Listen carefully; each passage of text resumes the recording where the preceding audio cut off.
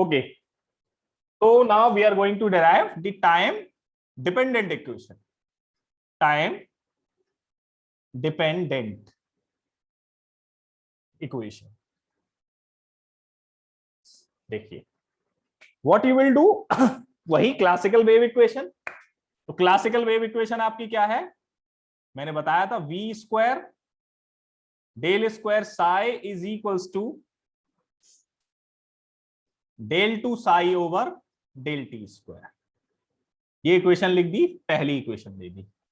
अब इस इक्वेशन का क्या है, आप सॉल्यूशन लिखेंगे। You will write the solution of this equation. अब यहां आप कहेंगे मैंने बताया था इनफाइनाइट सॉल्यूशंस हो सकते हैं, तो यहां सॉल्यूशन की फॉर्म बदल देंगे। अब आप इस इक्वेशन का सॉल्यूशन जो लिख देंगे इन टर्म्स ऑफ एक्सपोनेंशियल, तो simply you will write the solution e to the power minus i omega t. Let's say equation number 2। अब आप करेंगे क्या, आप ये करेंगे इस इक्वेशन से del psi over del t की वैल्यू निकालेंगे। यहां से del psi over del t differentiation करेंगे, फिर इस वाले टर्म को in terms of E psi convert कर लेंगे और कहां वैल्यू रखेंगे, टाइम इंडिपेंडेंट इक्वेशन में ई साई की वैल्यू रख देंगे और उसको थोड़ा सा सेपरेट करेंगे, आपके पास टाइम डिपेंडेंट इक्वेशन आ जाएगी। देखिए किस तरीके से।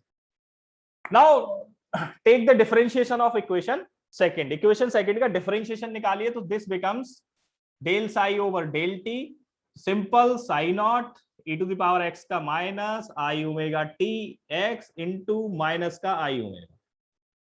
यही होगा, ज्यादा मुझे इसको एक्सप्लेन करने की जरूरत नहीं है। e to the power x का फिर x में जो है उसका हो गया।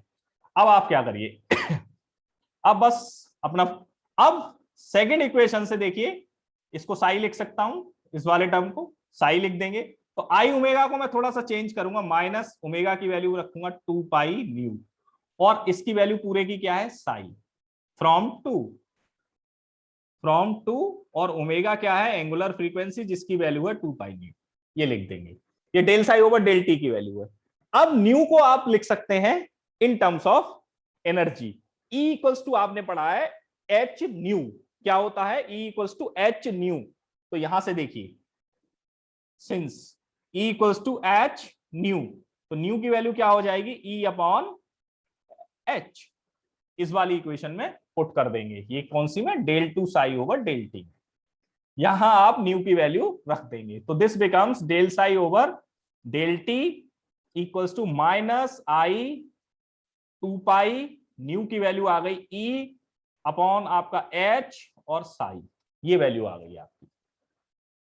अब थोड़ा सा इसको सॉल्व करते हैं, आगे देखिए मैं यहां सॉल्व करके इसको बताता हूं।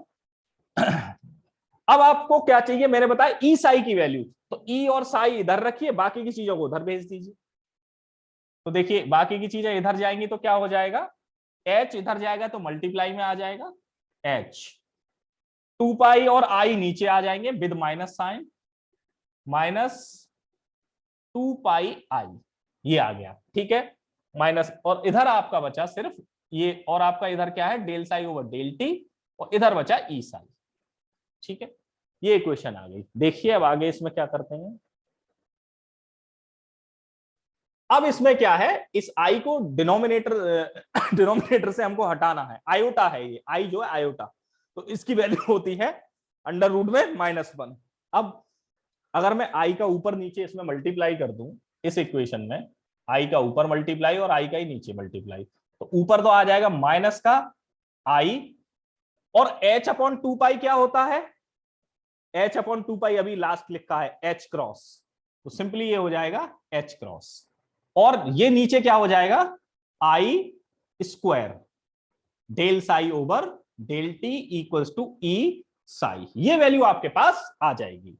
Now what you will do, i square की वैल्यू यू नो दैट क्या होती है -1, so this expression becomes i H cross del psi over del t, किसकी वैल्यू हो गई है ई साई की। Let's say equation number first second third equation हो गई। अब बस कुछ नहीं, यहां लिखेंगे वी हैव, यहां ये मैं इसको हटा देता हूं। अब आपने जानते हैं श्रोडिंगर टाइम इंडिपेंडेंट इक्वेशन, आप डायरेक्टली लिखेंगे कि ये इक्वेशन होती है ये आपने लिख दी। अब इसके बाद आप क्या करेंगे, सिंपल इसमें इसको इक्वेशन नंबर 4 दे दीजिए। 3 और 4 से, अब 3 से वैल्यू उठा के 4 में ई साई की वैल्यू रखेंगे। तो देखिए किस तरीके से रखी जाएगी, del square psi plus 2m over H cross square, अंदर क्या हो जाएगा, E psi minus V psi, यही तो हो जाएगा। इस साई का अब यहां साई पर ऑपरेटर नहीं है तो ये अंदर जा सकता है, लेकिन वहां ऑपरेटर है तो वहां नहीं जा सकता। तो सिंपली ये साई मल्टीप्लाई होगी तो ई साई माइनस वी साई, तो ई साई की वैल्यू आपके पास है, एक स्टेप कम कर रहा हूं, आप लिख सकते हैं, लिख देते हैं, चलिए कोई बात नहीं, E psi minus V psi is equals to 0। अब आप देखिए, del square psi plus 2m over H cross square, E psi की value is i H cross del psi over del t minus V psi equals to 0। ये रख दिया आपने। अब इस इक्वेशन में क्या करना है, बस आपकी इक्वेशन डिराइव होके आ गई, बस आपको क्या है, टर्मों को सेपरेट करना है, टाइम टर्म एक साइड और टाइम इंडिपेंडेंट टर्म एक साइड करने हैं, बस दैट्स इट, नथिंग एल्स। देखिए मैं थोड़ा सा यहां से चीजें हटाता हूं, इसकी अब जरूरत नहीं है, इसकी भी जरूरत नहीं है। देखिए किस तरीके से होगा, तो ये आप लिख लीजिए। अब इसके लिए मुझे क्या करना होगा, इस पूरे टर्म को इधर ले जाना होगा, इतने को यहां से यहां तक जो है इधर जाएगा। तो del square psi equals to minus 2m over H cross square in bracket i H cross del psi over del t minus V psi is, V psi 0 तो हट ही गया।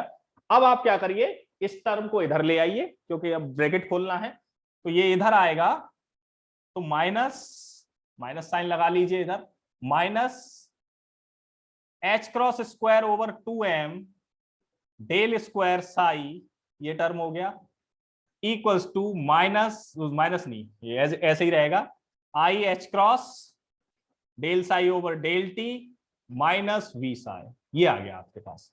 अब इस वी साई को आप इधर भेज दीजिए, तो ये इधर सेपरेट हो जाएगा, then you will get the desired equation. तो सिंपली अब मैं इसको इधर भेजूंगा, तो यहां से लिख ले रहा हूं, i H cross del psi over del t is equals to, minus का ये टर्म है, H cross square over 2m del square psi minus V, ये आप वो सॉरी प्लस वी, वी इधर गया तो पॉजिटिव हो गया। ये आपके पास इक्वेशन आ गई, और यही आपकी टाइम डिपेंडेंट इक्वेशन है। देखिए टाइम का टर्म, अब इस इक्वेशन को मैथमेटिकली एक तरीके से और लिखा जा सकता है, वो तरीका मैं लिख के बताता हूं, i H cross del over del t, इसको बोलते हैं, एक ऑपरेटर बोलते हैं जिसको बोलते हैं एच कैप से दिखाया जाता है, this operator is known as Hamiltonian operator, Hamiltonian operator. दूसरा ऑपरेटर एक और होता है, वो है आपका minus H cross square over 2m del square plus V, इसको डिनोट करा जाता है ई कैप से, और इसको बोलते हैं एनर्जी ऑपरेटर, एनर्जी ऑपरेटर। देखो दो चीजें कब ऐड करी जा सकती हैं, जब वो सेम होती हैं, सेम यूनिट में होती है, तो ये एनर्जी है तो ये भी एनर्जी होगी। तो ये आपका, अब इस इक्वेशन में अगर ये अप्लाई करें तो this equation becomes H cap psi equals to E cap psi, ये इक्वेशन इस तरीके से रिड्यूस और हो जाती है। ठीक है, अब यहां से एक क्वेश्चन और बनता है जो आपके एग्जाम में पूछा जाता है कि आइगन वैल्यूज ऑफ एनर्जी और आइगन फंक्शंस क्या होते हैं, इनकी डेफिनेशन आती है। तो ध्यान से सुनिए, eigen functions are those functions for which, sorry पहले वैल्यूज की बात कर लेते हैं, eigen values of energies are those values for which the Schrodinger equation can be solved and their corresponding functions are called eigen functions. Energy की वो value जिस, और प्रॉपर वैल्यू भी इन्हें बोलते हैं, वो वैल्यू जिसके लिए क्या है, श्रोडिंगर इक्वेशन सॉल्व हो जाए, वो आइगन वैल्यूज ऑफ एनर्जी, और क्या होते हैं उनके करस्पॉन्डिंग फंक्शंस क्या कहलाते हैं, आपके eigen functions. So this is whole about the Schrodinger time dependent equation.